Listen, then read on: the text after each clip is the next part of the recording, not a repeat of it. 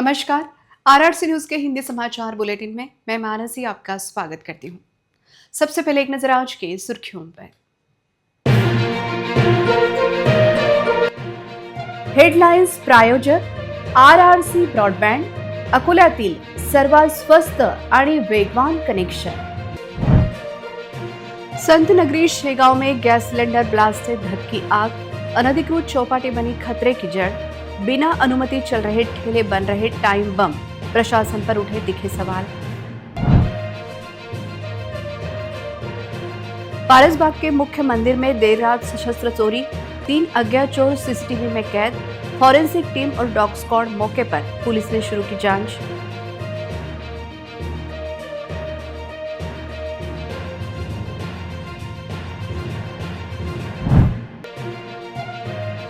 अकोला में पानी के लिए हाहाकार, सूखे पड़े हैंडपंप, बोरिंग ने बढ़ाई मुसीबत, मरम्मत की मांग तेज, लेकिन जिम्मेदार अभी सुस्त, लोगों में बढ़ रहा गुस्सा।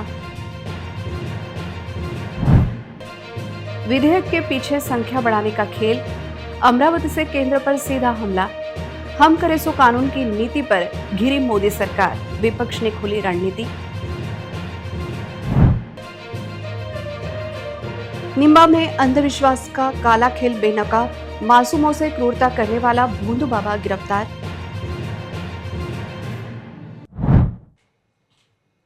अब समाचार विस्तार से। बुल्ढाना जिले के संत नगरी शेगांव के वाटिका परिसर में उस वक्त हड़कंप मच गया जब अनधिकृत फूड चौपाटी इलाके में अचानक भीषण आग भड़क उठी। शुरुआती जानकारी के मुताबिक 2 गैस सिलेंडरों में धमाका हुआ और देखते ही देखते आग ने विकराल रूप ले लिया। घटना के बाद पूरे इलाके में अफरा तफरी मच गई और कुछ समय के लिए शहर में डर का माहौल बन गया। गनीमत रही कि इस हादसे में कोई जानहानि नहीं हुई, लेकिन नुकसान काफी बड़ा बताया जा रहा है। हैरानी की बात यह है कि जिस इलाके में यह हादसा हुआ वहां बड़ी संख्या में अवैध ठेले और फूड स्टॉल बिना किसी अनुमति के सालों से चल रहे हैं। न फूड एंड ड्रग्स की मंजूरी, न नगर परिषद का लाइसेंस और प्रशासन की नजरें अब तक बंद। इस घटना के बाद लोगों का गुस्सा साफ नजर आ रहा है और मांग उठ रही है कि ऐसे अवैध कारोबार पर तुरंत सख्त कार्रवाई हो, क्योंकि अगर आज चेतावनी नहीं समझी गई तो कल यही लापरवाही किसी बड़े हादसे की वजह बन सकती है।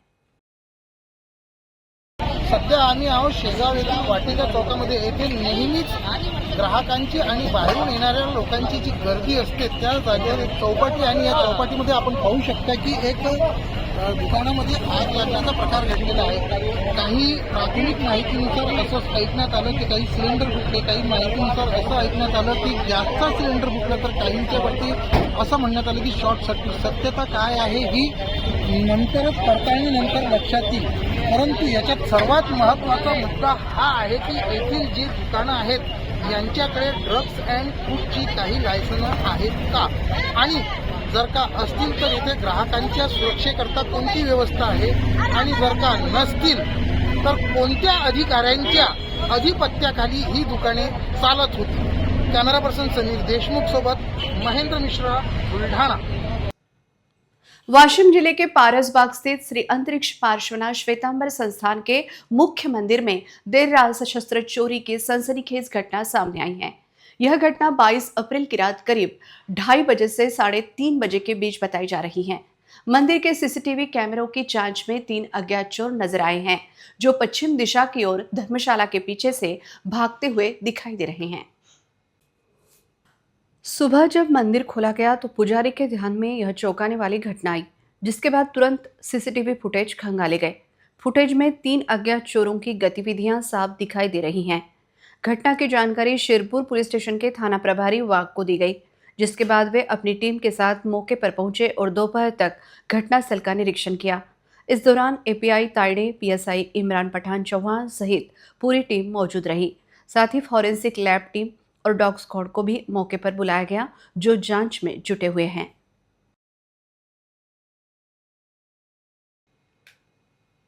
अकोला महानगर पालिका क्षेत्र में पानी का संकट अब लोगों की रोजमर्रा की जिंदगी भर भारी पड़ने लगा है। शहर के कई इलाकों में हैंडपंप और बोरिंग मशीनें बंद पड़ी हैं, जिसके चलते लोगों को पानी के लिए भटकना पड़ रहा है। बढ़ती गर्मी ने हालात और बिगाड़ दिए हैं और अब सवाल सीधे प्रशासन की कार्यशैली पर उठने लगे हैं। शहर के अलग अलग हिस्सों से एक तस्वीर सामने आ रही है। सूखे नल, बंद हैंडपंप और पानी के लिए दर दर भटकते लोग। सबसे ज्यादा परेशानी महिलाओं और बुजुर्गों को झेलनी पड़ रही है, जिन्हें रोज दूर दूर तक पानी के लिए जाना पड़ता है। कई इलाकों में तो लोग मजबूरी में निजी टैंकरों पर निर्भर हो गए हैं, जिससे खर्च भी बढ़ रहा है। स्थानीय नागरिकों ने महानगर पालिका से मांग की है कि बंद पड़ी बोरिंग और हैंडपंप की तुरंत मरम्मत कर नियमित पानी सप्लाई शुरू की जाए, लेकिन अब तक जमीनी स्तर पर कोई ठोस कदम नजर नहीं आ रहा, जिससे लोगों में नाराजगी बढ़ती जा रही है। क्योंकि पानी सिर्फ जरूरत नहीं, जिंदगी है, और जब वही नहीं मिले तो सवाल उठना लाजमी है। अमरावती में हुई प्रेस कॉन्फ्रेंस में विपक्ष के नेता विजय वडेट्टीवार ने केंद्र सरकार पर तीखा और सीधा हमला बोला। उन्होंने कहा कि सरकार हम करे सो कानून की मानसिकता के साथ काम कर रही है। वडेट्टीवार का आरोप है कि सरकार को पहले से पता था कि यह विधेयक पास नहीं होगा, लेकिन इसके पीछे असली मंशा संसद और विधानसभाओं की सीटें बढ़ाने और मतदार क्षेत्रों की संरचना में बदलाव करने की थी। वडेट्टीवार ने केंद्र की नीति पर सवाल उठाते हुए कहा कि 2011 की जनगणना को आधार बनाकर विधेयक लाना पूरी प्रक्रिया पर संदेह खड़ा करता है। उन्होंने स्पष्ट किया कि नियमों के अनुसार पहले नई जनगणना और उसके बाद डिलिमिटेशन होना चाहिए, लेकिन यह उल्टा क्रम अपनाया जा रहा है। उन्होंने आरोप लगाया कि जिस तरह आसाम में मतदार क्षेत्रों का पुनर्गठन कर नई राजनीतिक गणित तैयार की गई, उसी मॉडल को अब देश भर में लागू करने की तैयारी है। यानी सीटों की संख्या बढ़ाने के साथ साथ क्षेत्रों की सीमाओं को इस तरह बदला जा सकता है जिससे चुनावी समीकरण प्रभावित हो। परतवाड़ा प्रकरण को लेकर भी वडेट्टीवार ने नवनीत राणा पर नाराजगी जताते हुए कहा कि स्थानीय मुद्दों पर जिम्मेदार जनप्रतिनिधियों की भूमिका पर भी सवाल खड़े हो रहे हैं। इस प्रेस कॉन्फ्रेंस में यशोमती ठाकुर, बलवंत वानखड़े, सुनील देशमुख, बबलू देशमुख, वीरेंद्र जगताप, बबलू शेखावत सहित कई पदाधिकारी मौजूद रहे, जहां सभी ने एक सुर में इस मुद्दे पर केंद्र सरकार की मंशा पर सवाल उठाए। क्योंकि अगर कानून की आड़ में राजनीति होगी तो लोकतंत्र का गणित नहीं, भरोसा टूटेगा। हे बघा, गुन्हेगार कुठल्या जातीचा आहे, धर्माचा आहे, त्याला धार्मिक रंग देण्याचं काम काही नालायक करंट्या लोकांनी केलं। पण वस्तुस्थिती तशी नसते। तो गुन्हेगार तो गुन्हेगार असतो। या ठिकाणी परतवाड्याच्या ठिकाणी झालेली घटना ही निश्चितच ही दुर्दैवी घटना, ही कोणी सहन करणारी घटना नाही। परंतु जी मंडळी आज ही घटना घेऊन पुढे येत आहे, त्यावेळेस खरंचचं प्रकरण आलं होतं किंवा आता परवा मोजरीचा तो एक जो प्रचारक आहे विश्व हिंदू परिषदेचा, त्यावर बोलायला तयार नाही की ते त्यांची तोंड शिवली जातात, तोंड बंद होता। हे कोणी या महिलांचं शोषण करणार असेल, बलात्कार करणार असेल, महिलांचा अवमान करणार असेल, या किंवा मुलींचा हे असेल, आज महाराष्ट्रामध्ये 4,67,000 महिला गायब आहेत। त्यावर कोण बोलत आहे? कोणी बोलायला तयार नाही। रोज 4 लहान मुली आणि 3 महिलांवर अत्याचार होताना दिसतोय, अल्पवयीन मुली। 7 महिला बळी पडत आहेत रोज, यावर कोण बोलत आहे? पुढे महिला सुरक्षित आहेत? आम्ही चिल्लर आहोत। राहिला हिरवा साप हा बिनविषारी असतो, हे जरा शोधा म्हणा जरा। हिरवा साप कधी विषारी नसतो, जे गवाऱ्या रंगाचे असतात ते विषारी असतात। गवाऱ्या ते विषारी असतात, त्याचा अभ्यास करून घ्या, त्याचं उत्तर त्यांना मिळेल। अकोला जिले के निम्बा से सामने आई एक खौफनाक सच्चाई ने सबको झकझोर कर रख दिया है। यहाँ इलाज और आस्था के नाम पर मासूम बच्चों के साथ जो हो रहा था वो किसी भी सभ्य समाज के लिए शर्मनाक है। बच्चों को दांतों से उठाना, घुमाना और अघोरी तरीके से इलाज करना, अब यही करतूत करने वाले भोंदू बाबा के खिलाफ आखिरकार पुलिस ने मामला दर्ज कर लिया है। मूर्तिजापुर ग्रामीण पुलिस थाने में महिला व बाल कल्याण समिति की शिकायत के बाद आरोपी भोंदू बाबा चेतन मुले पर केस दर्ज किया गया है। वायरल वीडियो में साफ दिख रहा था कि किस तरह छोटे छोटे बच्चों को दांतों से उठाकर घुमाया जा रहा है, मानो उनकी जान से खिलवाड़ किया जा रहा हो। यह सिर्फ एक घटना नहीं, बल्कि लंबे समय से चल रहे अंधविश्वास के उस अंधेरे का चेहरा है, जहां इलाज के नाम पर मासूमों पर क्रूर प्रयोग किए जा रहे थे। बच्चों को खतरनाक तरीके से उठाना, खिले लगे आसन पर बैठाना और अघोरी क्रियाएं करना, ये सब खुलेआम हो रहा था। पुलिस ने इस मामले में भारतीय न्याय संहिता की धारा 125, बाल न्याय अधिनियम 2015 की धारा 75 और महाराष्ट्र अंधश्रद्धा विरोधी कानून 2013 के तहत मामला दर्ज किया है। हैरानी की बात यह भी है कि निम्बा गांव में ऐसे एक नहीं बल्कि चार चार तथाकथित महाराज अपने दरबार लगाते हैं, जहां बीमारी से लेकर पारिवारिक समस्याओं तक का इलाज करने के दावे किए जाते हैं। लोगों की आस्था का फायदा उठा रहे संदीप दिलीप विटीवाले, चेतन सुनील मुले, मधुकर नामदेव चौके और राजेंद्र ओंकार डहाके, जो अलग अलग तरीकों से इलाज और समस्याओं के समाधान का दावा करते हैं। इस पूरे मामले को उजागर करने में महिला व बाल कल्याण समिति की सदस्य प्रांजलि जायसवाल की भूमिका अहम रही, जिनकी शिकायत के बाद यह कार्रवाई संभव हो पाई। सवाल अब सीधा है, आस्था के नाम पर आखिर कब तक मासूमों की जान से खिलवाड़ होता रहेगा और कब जागेगा समाज? आणि त्या व्हिडिओमध्ये एक भोंदू बाबा हा एका छोट्या बालकाला आपल्या तोंडामध्ये धरून असा गोल गोल फिरवण्याचा प्रयत्न करत होता। तो व्हिडिओ बघितल्यानंतर मला खूप चुकीचं असं वाटलं, कारण की या बालकासोबत जर एखादं बालक खाली पडलं आणि दगावलं तर किती अडचणीचं होईल हे बघता मी त्या व्हिडिओची थोडी शहानिशा केली आणि शहानिशा करत असताना हे जाणवलं की सदर जे घटनास्थळ आहे हे मूर्तिजापूर तालुक्यातलं एक निंबा म्हणून गाव आहे, त्या ठिकाणचं आहे। आणि म्हणून या बालकांना न्याय मिळण्याकरता, ही अघोरी वृत्ती थांबवण्याकरता, कुठेतरी या अंधश्रद्धेला आळा बसण्याकरता म्हणून मी स्वतः मूर्तिजापूर ग्रामीण पोलीस स्टेशन येथे उपस्थित झाले। आणि इथे उपस्थित झाल्यानंतर मी हा जो व्हिडिओ मी बघितला आहे हा पोलीस स्टेशनमध्ये दाखवला की हे जे कृत्य सुरू आहे हे कुठेतरी चुकीचे आणि बालकांच्या हिताच्या दृष्टीने हे अयोग्य आहे। आणि म्हणून बालकांच्या सर्वोत्तम हिताच्या दृष्टीने मी हा प्रयत्न केला की त्या बालकांना कुठेतरी न्याय मिळावा। आणि म्हणून पोलिसांना दाखवल्यानंतर त्यांनी सांगितलं की सदर हा जो आरोपी आहे, या व्हिडिओमधील आरोपी आहे हा चेतन सुनील मुळे या नावाचा असून पोलिसांनी त्यांना बरेच वेळा नोटीस बजावली आहे, परंतु कुठेतरी ह्या गोष्टी थांबल्या पाहिजेत। आणि सगळ्या लोकांना माझं आवाहन आहे की सदर प्रकारचा जर आपल्याला आपल्या परिसरामध्ये भोंदू बाबा किंवा या प्रकारचं कृत्य करताना कोणी आढळत असेल तर बालकांच्या संरक्षण काळजी दृष्टीने नजीकच्या पोलीस ठाण्यामध्ये आपण गुन्हा नोंदवावा, ही कळकळीची विनंती मी आपणा सर्वांना करत आहे। बालकांना कुठल्याही या प्रकारे अडकवू नका आणि बालकांच्या बेस्ट इंटरेस्ट ऑफ चाइल्ड प्रत्येकाने बालकांना मदत करा।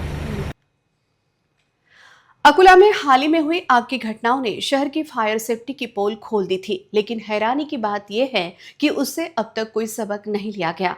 अकोला महानगर पालिका के पास कुछ 5 दमकल गाड़ियां हैं, जिनमें से सिर्फ 2 ही चालू हालत में हैं, जबकि 3 गाड़ियां बंद पड़ी हैं। ऐसे में अगर दोबारा कोई बड़ी आग लगती है तो हालात संभालना मुश्किल हो सकता है। हालांकि आग में हुए नुकसान ने साफ संकेत दे दिया था कि शहर को मजबूत अग्निशमन व्यवस्था की जरूरत है, लेकिन जिम्मेदार अधिकारियों की सुस्ती अब भी जारी है। 3 दमकल गाड़ियों के बंद होने से फायर ब्रिगेड की ताकत आधी रह गई है। सवाल ये भी है कि आखिर इन गाड़ियों की मरम्मत अब तक क्यों नहीं हुई। स्थानीय नागरिकों में इसको लेकर गहरी चिंता है, क्योंकि हर गुजरते दिन के साथ खतरा बढ़ता जा रहा है। अगर समय रहते सुधार नहीं किया गया तो किसी बड़े हादसे में नुकसान और भी भयावह हो सकता है। वैसे ही गर्मी के दिनों में आग की घटनाएं बढ़ जाती है, जिसको समझकर ठोस कदम उठाने जरूरी हैं, क्योंकि हादसे सिखाने आते हैं, लेकिन अगर सिस्टम ना सीखे तो अगली आग सिर्फ चेतावनी नहीं, तबाही बन जाती है। अकोला शहर में सरकारी राशन दुकानों की व्यवस्था आम लोगों के लिए परेशानी का कारण बनती जा रही है। भीषण गर्मी के बीच नागरिकों को घंटों लंबी कतारों में खड़े रहकर अनाज लेना पड़ रहा है। हालात ऐसे हैं कि दोपहर की तेज धूप में भी वितरण जारी है, जबकि शाम के समय भी इसे आसानी से किया जा सकता है, लेकिन इस दिशा में कोई ठोस पहल नजर नहीं आ रही। शहर के अलग अलग राशन केंद्रों पर रोज यही तस्वीर दिखाई दे रही है। तपती धूप, लंबी लाइनें और परेशान लोग। सबसे ज़्यादा दिक्कत छोटे बच्चों, महिलाओं और बुजुर्गों को हो रही है, जिन्हें घंटों इंतजार करना पड़ता है। कई जगहों पर न तो बैठने की व्यवस्था है और न ही छांव या पानी की सुविधा, जिससे हालात और भी गंभीर हो रहे हैं। नागरिकों ने प्रशासन से मांग की है कि राशन वितरण का समय बदलकर शाम के सत्र में भी किया जाए, ताकि लोगों को राहत मिल सके।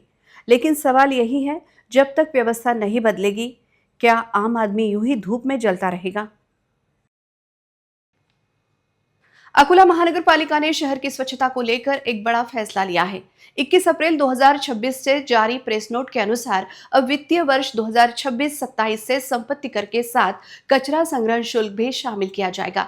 यह निर्णय शहर को पूरी तरह कचरा मुक्त बनाने और स्वच्छता व्यवस्था को मजबूत करने के उद्देश्य से लिया गया है। महानगर पालिका प्रशासन ने नागरिकों से अपील की है कि नई व्यवस्था लागू होने तक वर्तमान कार्यरत ठेकेदार के पास ही कचरा संग्रहण शुल्क जमा करें और उसकी अधिकृत रसीद अवश्य प्राप्त करें। प्रशासन ने यह भी स्पष्ट किया है कि शहर की स्वच्छता बनाए रखने के लिए हर नागरिक की भागीदारी जरूरी है। नागरिक अपने घरों और प्रतिष्ठानों में निकलने वाले गीले और सूखे कचरे को अलग अलग इकट्ठा करें और केवल मनपा की कचरा गाड़ी में ही डालें। साथ ही नियमित रूप से कचरा संग्रहण शुल्क का भुगतान कर प्रशासन का सहयोग करें।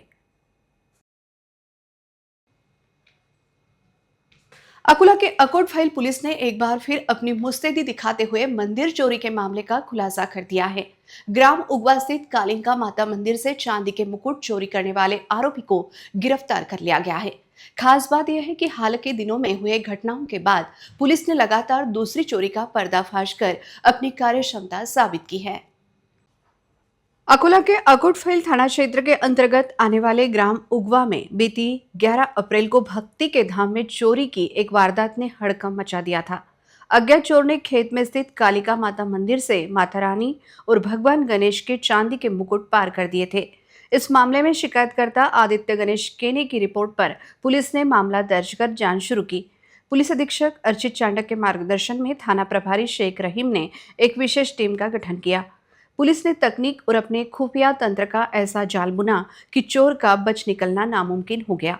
जांच टीम ने अकोट शहर, चौहट्टा बाजार और वाशिम जिले के ढाबों पर लगे सैकड़ों सीसीटीवी कैमरों को खंगाला। आखिरकार सीसीटीवी फुटेज और मुखबिर की सूचना के आधार पर पुलिस वाशिम जिले के तिवली गांव पहुंची। यहां से 31 वर्षीय आरोपी गणेश अशोक बकाल को हिरासत में लिया गया। कड़ाई से पूछताछ करने पर आरोपी गणेश ने अपना जुर्म कबूल कर लिया। आरोपी की निशानदेही पर सांगवी मोहाड़ी फाटे के पास झाड़ियों में छिपाकर रखे गए 15,000 रुपए के चांदी के मुकुट बरामद किए गए।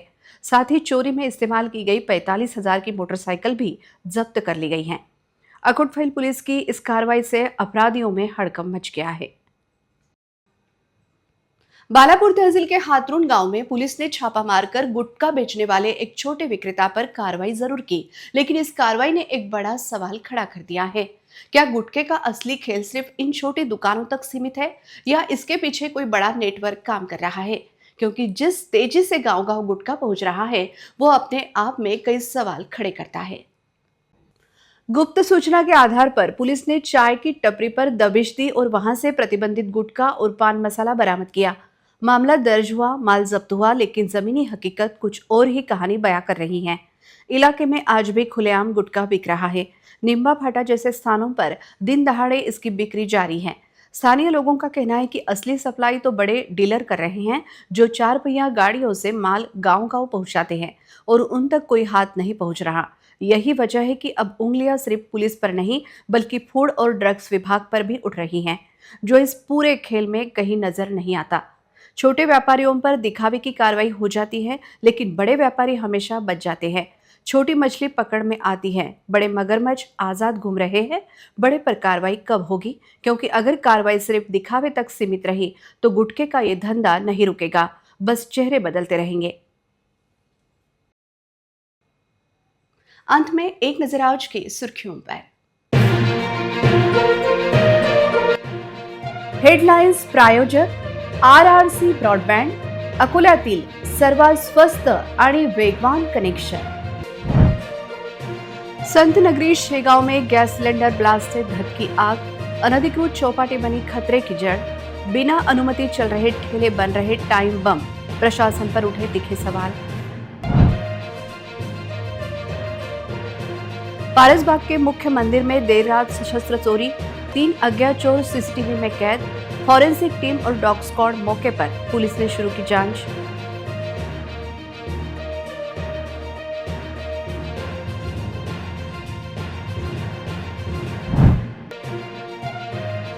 अकोला में पानी के लिए हाहाकार, सूखे पड़े हैंडपंप, बोरिंग ने बढ़ाई मुसीबत। मरम्मत की मांग तेज, लेकिन जिम्मेदार अभी सुस्त, लोगों में बढ़ रहा गुस्सा। विधेयक के पीछे संख्या बढ़ाने का खेल, अमरावती से केंद्र पर सीधा हमला, हम करे सो कानून की नीति पर घिरी मोदी सरकार, विपक्ष ने खोली रणनीति। निम्बा में अंधविश्वास का काला खेल बेनकाब, मासूमों से क्रूरता करने वाला भोंदू बाबा गिरफ्तार। समाचार के लिए देखते रहिए RRC न्यूज। जिन दर्शकों ने अभी तक RRC का यूट्यूब चैनल सब्सक्राइब नहीं किया, उन्होंने वह सब्सक्राइब करना चाहिए। फिर मिलते हैं शहर की ताजा जानकारी और महत्वपूर्ण घटनाओं के साथ। नमस्कार।